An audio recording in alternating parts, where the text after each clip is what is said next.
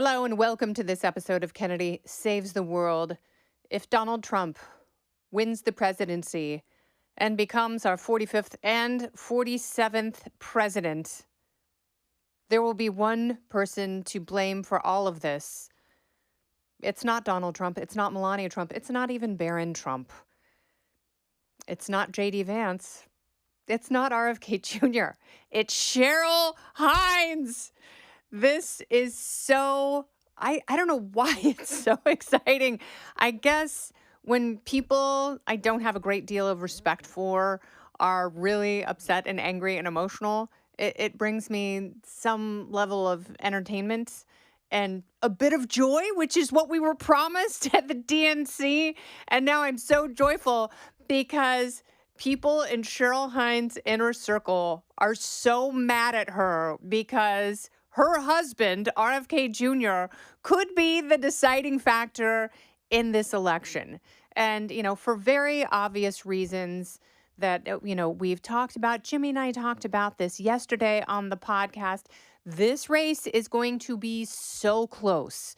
And, there may be lead changes between now and November, but it will be close. As you know, it just comes down to a handful of voters in a handful of counties. So we're talking about tenths of percentage points.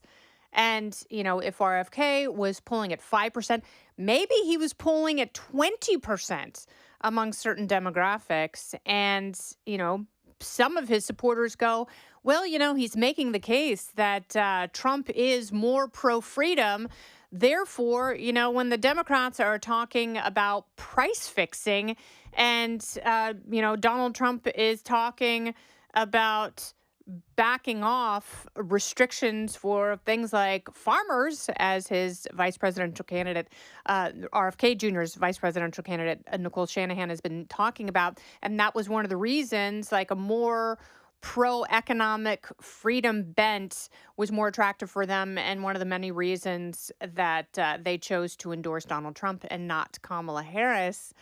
But within those fractions of percentages in critical states in this battleground map, RFK's endorsement could be just enough. That may be what it takes is getting off the ballot and in some of those big swing states and throwing his support behind Donald Trump and, possibly being a part of the administration. So Cheryl Hines, as you know, she was Cheryl, Larry David's wife in Curb Your Enthusiasm. She married RFK Jr. in 2014. They dated for a couple years. And, here she is in the land of liberals where it doesn't matter, they say all politics is local, not to these blowhards. They just want to throw big checks and, blabber their big mouths endorsing these federal candidates like Barack Obama and Joe Biden and now Kamala Harris.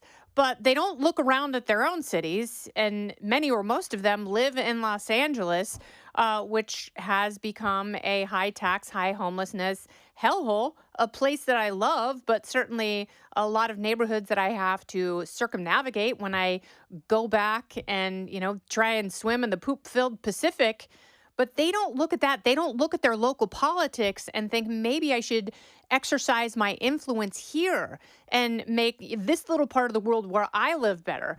Maybe because I have so much money, I don't care what happens to everybody else when there's high taxes and high inflation, because I am insulated from that with, my big bank account. So I'm just going to go ahead and vote for the people that we have deemed with our toxic groupthink acceptable. Don't go anywhere. More Kennedy Saves the World right after this. When she married RFK Jr., she thought she was marrying into Camelot. She thought that she was marrying into this Democrat dynasty, which, got the stamp of approval. I thought it was very interesting because RFK Jr. went up to Larry David before he proposed to Cheryl Hines and said, I want to marry her. And Larry told RFK Jr., she's one of the greatest people I know. She doesn't have an enemy in Hollywood. She does now. Oh, they all hate her. And they are coming out in full force. And they have activated the angry liberal minions against her. But interestingly, Larry David went to Cheryl Hines when he was asked for his blessing for their union. He told Cheryl, this'll never work. And we'll see what becomes of the marriage, because now you have people like Bradley Whitford. And I love this quote. So I'm going to read it to you because this guy is such a blowhard. He's one of those just obnoxious, whiny liberals who thinks that everyone has to vote like he does, and if not, then he's going to personally attack them. And he wrote on X, "Hey, Cheryl Hines, way to stay silent while your lunatic husband throws his support behind the agitated rapist who brags about stripping women of their fundamental rights."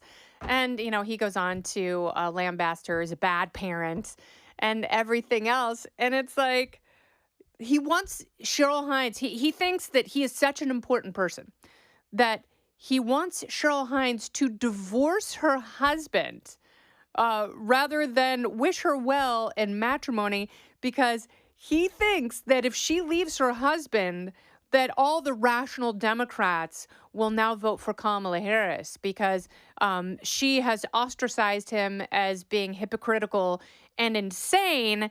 And therefore, if she leaves her husband, not enough people will vote for Donald Trump because RFK Jr. has. That's how divorced these people are from reality. And Cheryl Hines, meanwhile, she put out a statement on X saying, "I'm very proud of my husband. I got to travel all across the country." It's interesting what happens when you travel across the country and you go to places that people like Mr. West Wing just look down their noses at. It's places like maybe they're not from, maybe they don't have relatives in the middle of the country. I feel bad for them. I wish they did, because those people love this country. They want what's best, not only for themselves, but for you and for your family.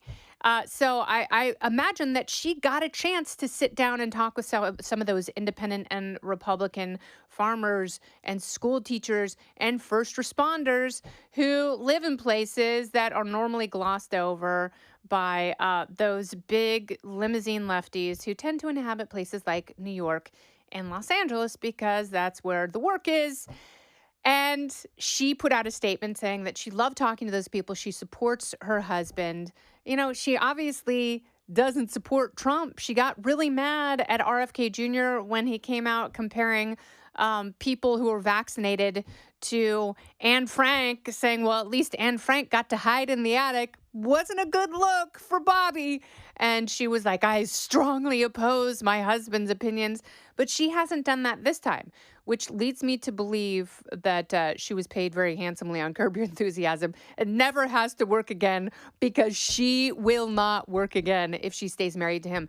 And if she's still in love with her husband and she's so worried about the groupthink and the fact that a bunch of bullies will no longer employ her and they hate her, if she needs to survive in those circles and needs their affirmation in order to go on living, then she's a horrible person.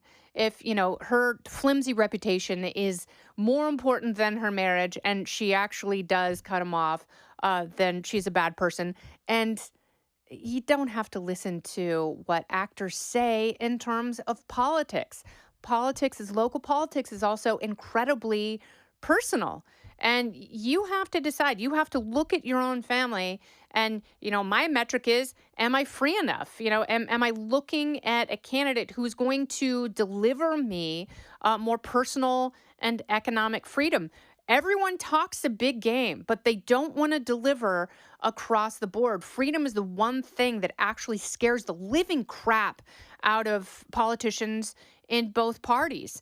But, people like Donald Trump and RFK Jr. are, in their own minds, either above or divorced from these major parties, and they go issue by issue. And though I may not agree on some of their landing spots on these issues, I still have to respect that they are willing to challenge the establishment. Unlike someone like Kamala Harris, who embodies the establishment, and her lack of policies should be troubling for everyone because we'll read the bill after we pass the bill. We'll read her policies after we elect the president. That shouldn't be enough for people, and none of these people should go unchallenged. And Cheryl Hines should just fly the middle finger at all of these a-holes, all of her former castmates, because they're not the ones who determine her happiness. And you know what? Now, I kind of hope that Donald Trump wins just to make Cheryl Hines' new enemies very, very sad. This has been Kennedy Saves the World. I'm Kennedy. Listen ad-free with a Fox News Podcast Plus subscription on Apple Podcasts, and Amazon Prime members can listen to this show ad-free on the Amazon Music app. Oh, go ahead and leave me a review while you're there. I'd love to hear what you have to say. You've been listening to Kennedy Saves the World on the Fox News Podcast Network.